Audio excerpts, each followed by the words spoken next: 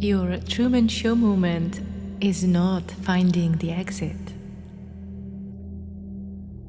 It is noticing how many cameras you installed inside your own head. And by cameras, I do not mean something mystical watching you from the outside. I mean the strange little awareness of yourself that sits behind almost everything you do. The part that checks how you are coming across. The part that edits the sentence before you even say it. The part of you that wonders what this means about you. The part that turns life into footage and then quietly reviews it afterward. That is where the show is, not out there, in here. So get your popcorn, get cozy in your pajamas, and sink into the couch.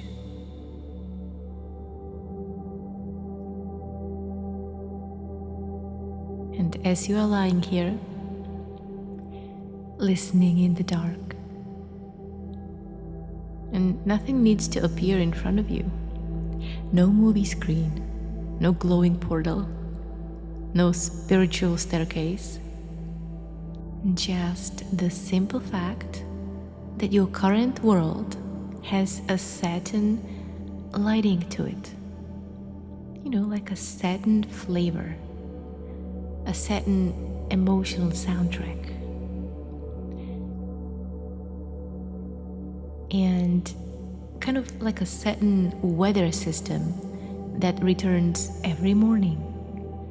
Not because it's true, but because it has been renewed for another episode. And this is the strange thing about a world you want to get out of. It rarely looks like a prison from the inside. It looks like your apartment, your phone, your work, your messages, your habits, your usual thoughts, your usual disappointments, your usual little hope that tomorrow might somehow have a different director. And of course, in the Truman Show, nobody tells Truman he is trapped. They smile at him. They wave. They sell him things. They ask him to keep being the person the whole town knows how to respond to. And that is the genius of the set. It does not need chains. It only needs continuity.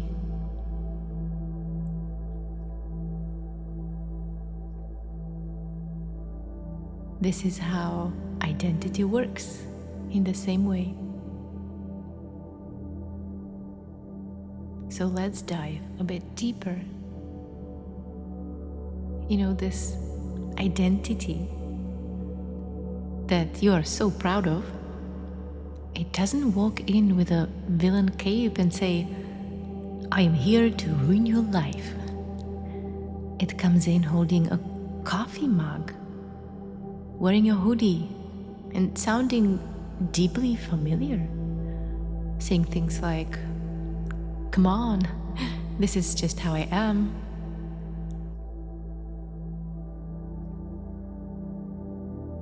And because it sounds like you let it sit on the couch. You let it choose the movie.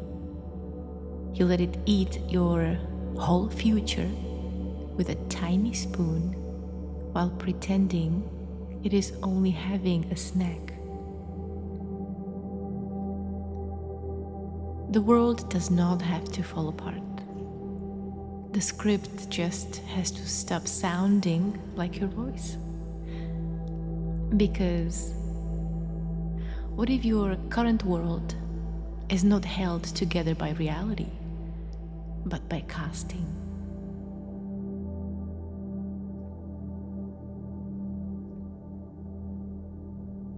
What if every morning, before the day even begins, the same old character is quietly selected again? The one who waits, the one who almost does it, the one who only tries 20% of their capacity just in case. The one who needs a bit more clarity before they move. The one who has an explanation so beautiful it could win award in the Sad Little Avoidance Film Festival. And everyone in your internal town knows this character. The fake best friend in your mind always appears at exactly the right moment to say, "I got some beers," which is suspicious because he only ever shows up when you are about to leave the set.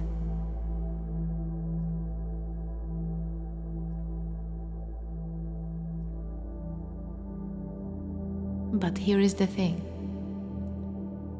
The jailbreak begins when the life that feels normal starts feeling rehearsed. Not wrong or bad, just rehearsed. That is the important difference. Because the moment something feels wrong, the mind can fix it.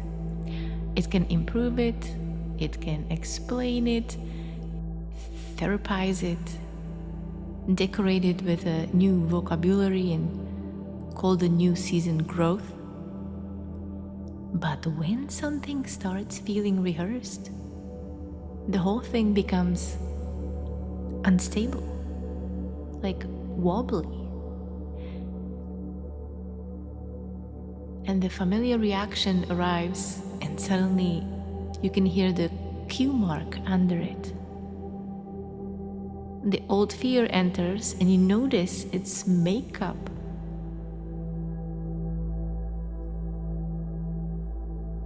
The noble explanation walks on stage, and you can see the microphone wire taped under its shirt. This is where it becomes Truman-like. Not because you're imagining a town, because your ordinary life begins to feel like it has too many coincidences. The same emotional scene keeps happening with different actors. The same kind of person keeps appearing with a new haircut. Or the same inner sentence keeps arriving at the exact moment aliveness becomes available.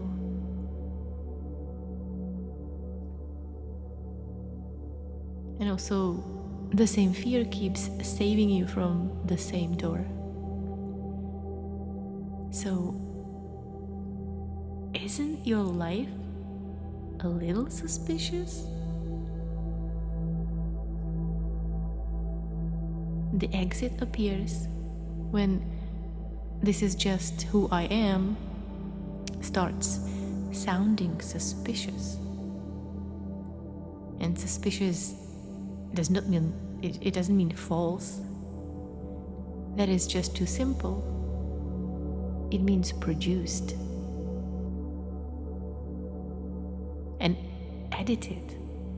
It means there might be a whole studio behind the sentence, quietly adjusting the lights so the old self still looks normal, and natural.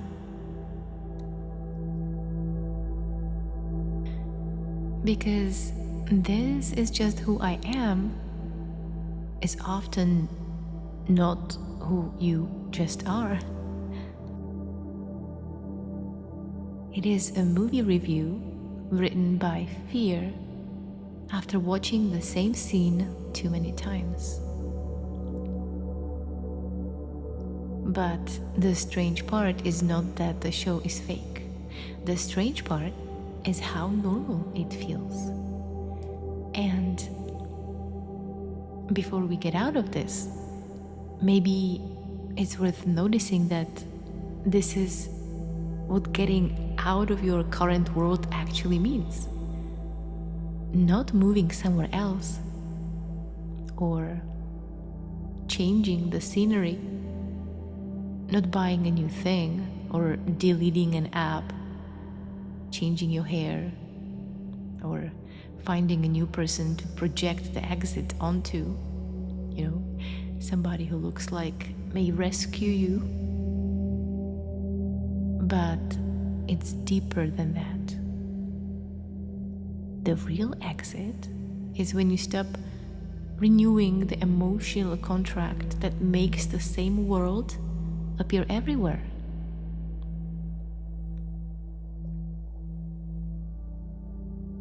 Because a world is not only made of objects. A world is made of assumptions. So, you do not need a new life. You need to stop acting inside the old one. And that is not motivational. It is more disturbing than motivational. Because if the old world is partly made of acting, then every automatic performance is not harmless. Every time you say the old line, the set gets repainted. And every time you protect the familiar character, the fake sun rises again.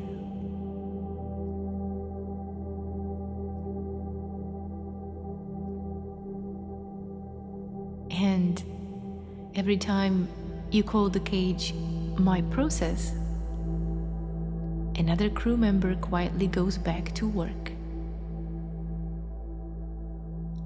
But when the line fails, even once,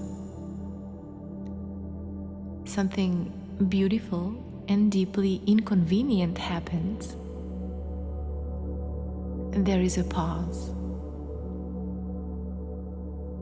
And no one knows what the scene is anymore. It's now uncertain.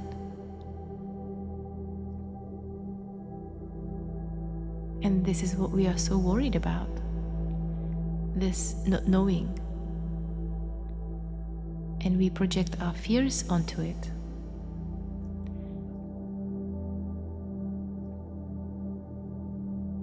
New movies, new scenes.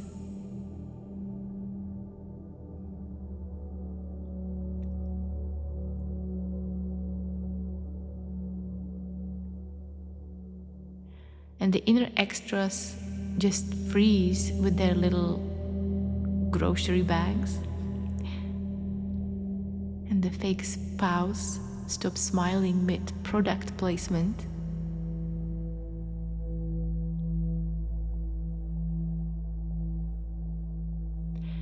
And when we simply allow this not knowing, the sky does not collapse, but it just looks a bit nervous. Because somewhere beyond the dome, the director, if there was one, realizes the main character heard the instructions.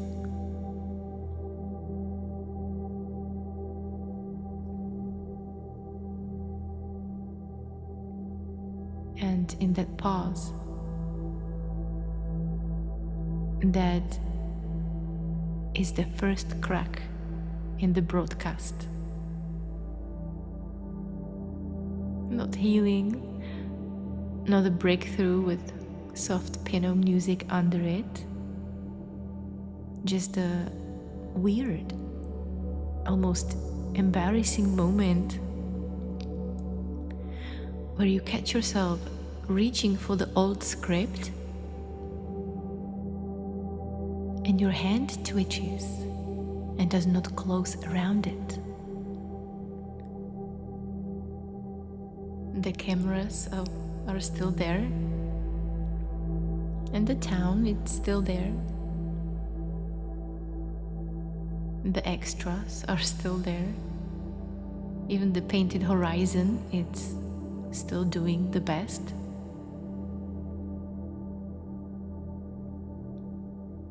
But the show has a problem now. You noticed the production. And once you notice production, the current world cannot feel entirely innocent again.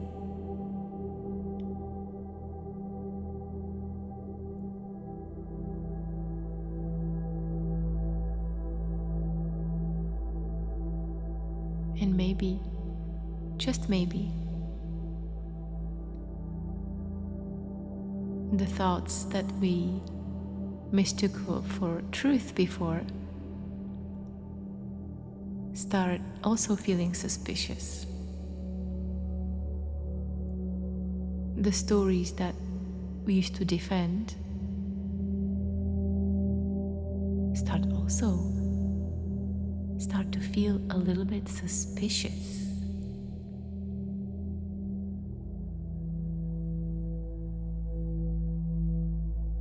The reasons why we cannot do what we really want to do right now smells a little bit suspicious.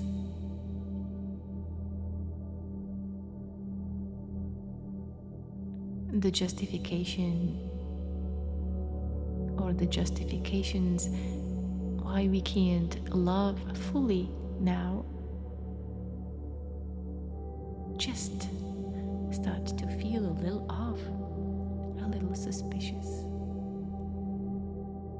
Because once you notice the production, the current world cannot feel entirely innocent again.